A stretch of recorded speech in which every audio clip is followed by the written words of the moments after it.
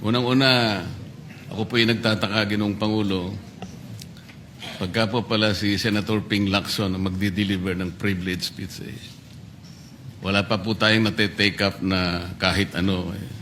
Siya pala ay masyadong special dito sa chamber natin. Kasi po, pagka kami, lalong-lalo na ako, minsan patatapusin na lahat muna. Aabot po ng halos alas 7 hanggang alas 8 ng gabi. Kaya kung minsan po, pag ako nag-deliver ng speech, wala na si Senator Lacson. Ganun po pala siya ka-importante. Majority Leader, I think you should answer that particular Yes, Mr. President, statement.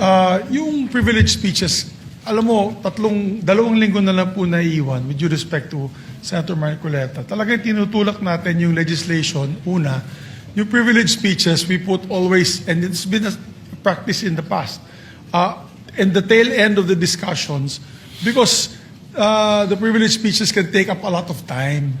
Yung nangyari po kasi kahapon, sa speech ni Senator Marcoleta, with due respect to the two sides, binanggit po niya yung pangalan ni Senator Lacson. So, it is obvious that Senator Lacson would like to respond.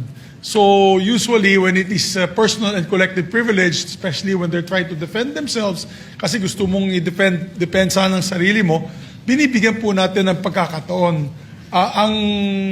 Ang senador na tumayo at any given point in time.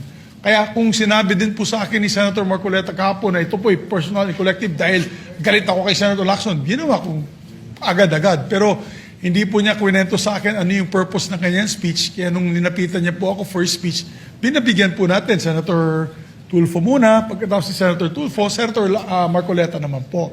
Pero yung laman po ng speech si Senator Marcoleta ay binabanatan isang membro ng Senado.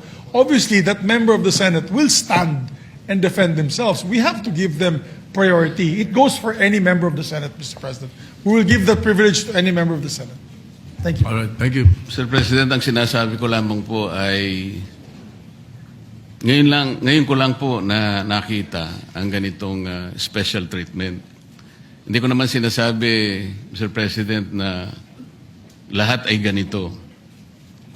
Kasi po yung kauna-una, yung una pa po bago ito, Mr. President, naalala ko, tinapos muna lahat po ng bisita, pati po yung mga galing sa Southeast Asian Games. At kahuli-hulian nga po, inabot po ako ng alas 8 ng gabi. Yun lamang po. Ngunit gusto ko pong makapagtanong sana sa ating ginagalang na Senador Ping Lacson kung siya po ay papayag. My pleasure, Mr. President.